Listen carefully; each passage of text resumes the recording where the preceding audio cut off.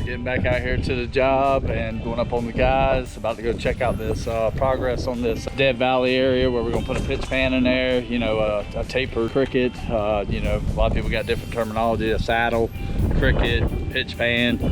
You know, basically get a completely dead area on the house, and we're working that out to correct design flaws. And yeah, this roof was done about 5 years ago and they totally just jacked the system up, you know. There's another one right there. He has a, on the left and right side of this house, by the entryway, you have the same problem over there they're working on the left side of the house that's over here on the right that we got cleaned out now. This is a big old dead area where all the water collects, and they try to put modified 2 inner plies and a base sheet just to keep it from leaking. You can see one of their self-adhering plies right there that they try to do, and then they tar it against the wall there to try to keep it from leaking. But this is somebody this gentleman paid 5 years ago to put this roof on, and they just did a terrible job, shoddy work. So now this is the other area on the left side that we started off with this morning. And the guys are in here getting it all cleaned out. As you can see, all the flashing was done wrong. This area is completely flat. The water was just collecting, massive amounts of water was just collecting on the right and left side of this home right at the entranceway. You can see how labor intensive it is to clean all this stuff out. I mean, we have to use pry bars, scraping tools. I mean, just because of all the tar the prior roofer put against the brick, now we have to go back and clean it all with this labor intensive. I mean, earlier we had 4 or 5 guys working on this one small area, and now we got 3 guys just trying to clean the tar off. Hopefully we'll get everything that we can frame it up and build this tapered system here and get it going in the right direction. This takes combined effort, everybody working together to get something like this taken care of. The other roofers probably didn't have a lot of teamwork or didn't have the knowledge, probably not the knowledge to get this corrected, so that's why they did what they did. Only the homeowner suffers with shoddy work like this. The roof ends up failing, you know, a few years down the road, and the water was trapped in between the modified and the roof line when we cut it open this morning, right when we started this project, or digging into this dead area. So we've got to understand how labor intensive it is to do the job right the first time. And then you have to come back and correct somebody's shoddy work, and it takes that much more longer of a time to clean up their mistakes. But here we are, you know. We're gonna clean these mistakes up, we're gonna make it right, and then kind of take it from there.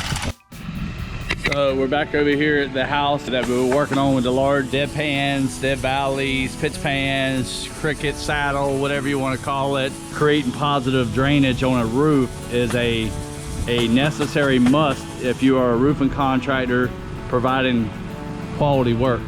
We'll go up here and look at these pitch pans, dead valleys, and where we created framed up and created a slight taper, and we're going to put sheet metal inside of them where sheet metal has no friction. They had modified there before. We're going to make it 100 times better than it was. We almost got the second one cleaned out over here. As you can see, huge dead areas.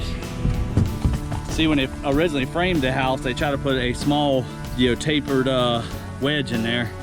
You know, they killed it about 5 or 6 foot too shy of the roof to wall junction where it wraps around to the front of the house, and that's a no-no. They should have built it up and went underneath this valley with a wedge to create that positive drainage. We're going to frame it up like we did the other side and die grind into the brick and sheet metal it and rivet it and butyl tape it. We're gonna make it just right. We'll go over here to the other side where we got this pan going. Enoch's doing an excellent job on it. Got it all figured out. He's sheet metaling it, breaking it. See how we created this area? Big transformation from yesterday. So we got this roof faucet coming down. This other one coming down, all the water's gonna be coming down.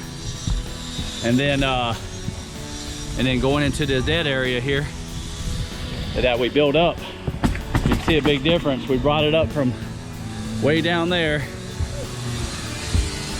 all the way down here. See how smooth that pan is? We custom broke that on the brake. and then we're going to die grind flashing into and set it inside the brick. So we're going to work our way all the way back. That pan is going to go from, you know, down there where it wraps that corner where we built the throat. We're going to slap it, wrap it around the corner. This is the way you should do a dead area, a pitch pan, a tapered, positively drained area. Last as long as the roof will last. They still should have provided positive drainage, which they did not provide positive drainage. And then what we're going to do is that sheet metal, we're going to lap it another foot, butyl tape it, rivet it, and then come up and jam it underneath this valley area and up, and then the valley will come down and come right over the metal, and all the water would just move right on off the roof. So now he's putting the butyl tape on there, and it's tacky on both sides, and once the heat hits it, it's like putting silicone or Volcom in the back of a pan, or you know, when you're doing a metal roof like Z closure or something like that. It makes a nice tight seal, especially when you when the heat hits it and you rivet it down and apply pressure to it. So what it does is seal that lap with the metal like glue. And what he'll do is just torque it all down with rivets real good, and it's sealed up like Dick's Hat Man.